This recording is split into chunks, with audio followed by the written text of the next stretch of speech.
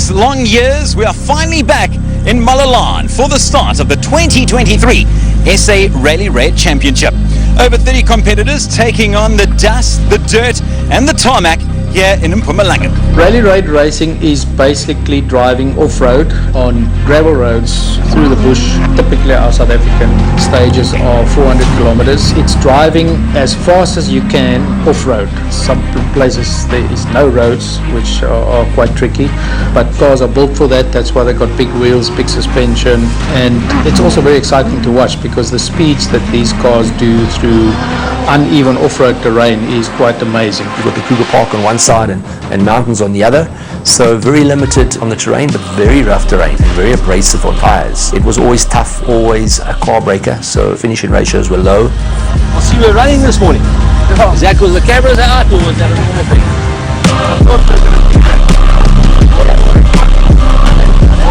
My first time ever in Malalan. It's quite a dangerous route with lots of drop-offs, very little room for mistakes. Our focus this time around is just to finish and finish fast. Gerard, my navigator, is very experienced, done quite a few Dakars, he's done quite a few seasons in Rally Raid. We get along extremely well. I don't believe in fighting and shouting in the car. We all make mistakes and we laugh a lot, and you know, if you make a mistake, we say we'll sort it out after the race, but there's no grudges hold, no shouting, just good fun. You're orange in the morning. I just take every race as a new race and just try to do my best. If you start thinking too much about defending your title and things like that, you end up undefending it. In any team, the first guy you want to beat is your teammate, so all three of us will try to do that. I've been there for quite a long time, and guys like Henk and Guy obviously are a lot younger and they're very feisty and very fast, and you know, obviously want to win as well, but yeah, maybe the old man can still teach them a couple of tricks. You want him to go out again? So you can go. If you want me to go again, I want you to go once more. Look it and I'll go. As factory teams, we build cars, but those cars get shifted down to privateers, and privateers buy them the next year. And the nice thing is that a privateer can buy exactly the same car that I'm racing as a factory team and race it himself if he can find the budget. You know, that grows the sport, and I think that's very important to make sure that that can happen. I think that's why our championship is quite healthy here, so I hope that can continue. Calling the team boss, hear what he has to say. Okay, where's the usual pep talk that we get before the race? I like your finish fast. I think that's the most critical one. Are we good to go? We're as good as we can get.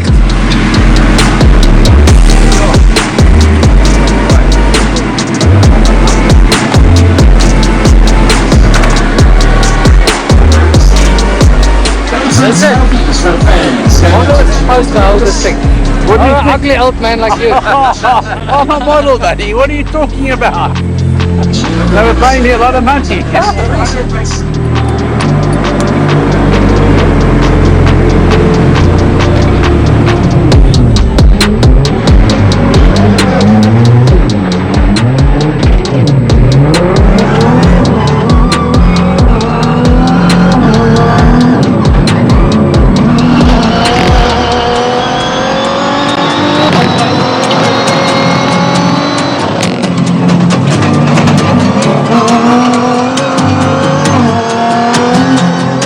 Some people say off-road racing is just a rich man's sport and a pissing contest between guys with huge egos.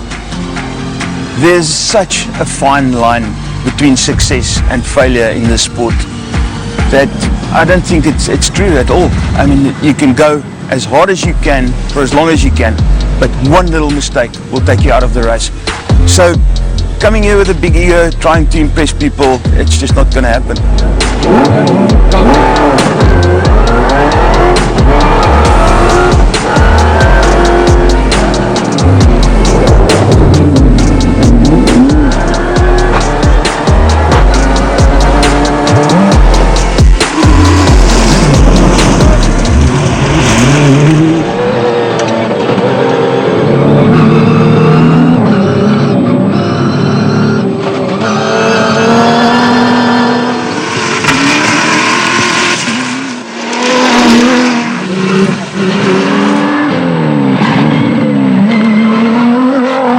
The T1 Plus is the current top car that we use in the championship. In our case, we use the 3.5 litre twin turbo V6 engine that you get in the Toyota Land Cruiser, the latest one. 37-inch wheels. It's got 350 mils of suspension travel. Obviously makes it quicker in rough terrain. There's a lot of work that goes in to make it go fast. I really enjoy driving it, and it's really a great car. If you have to gauge our championship competitiveness versus the rest of the world, and that's kind of reflected in what we've achieved with the 3 Dakar wins. Yes, it's not with a South African driver, but it's with a South African car, fully developed here, fully tested here, compared to running a team in Europe.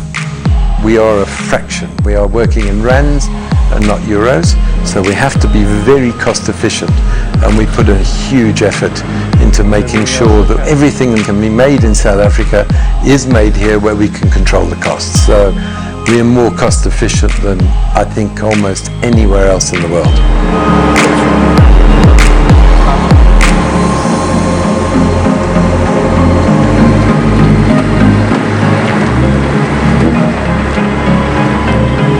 I always shot the river crossing near the end, and my seatbelt, my left seatbelt came loose. 3 k's to go. Tell the guys. Back. Back. Yeah, put it now. Check here, write the things down, eh? It's got to be blown out.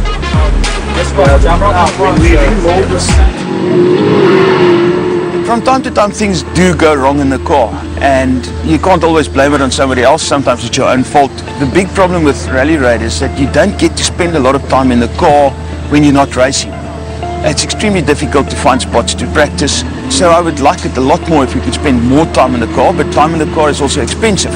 Things do go wrong and you do get upset a bit, and you know, you'd like to go a bit quicker, and the car is not always as quick as you want it to be, but you tend to deal with it and come back to the pits and ask the guys to improve on certain things and setups, but all in all, it's just about having fun.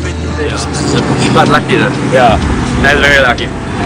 Jeez, guys, this is the worst ever. The worst piece of route I've ever driven in my life. Rough.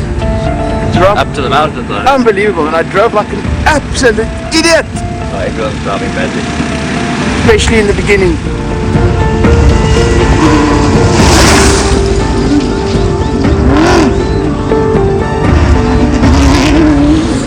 I think we'll be 30th by tomorrow morning. Any case, we didn't get out of the car, did what we had to do.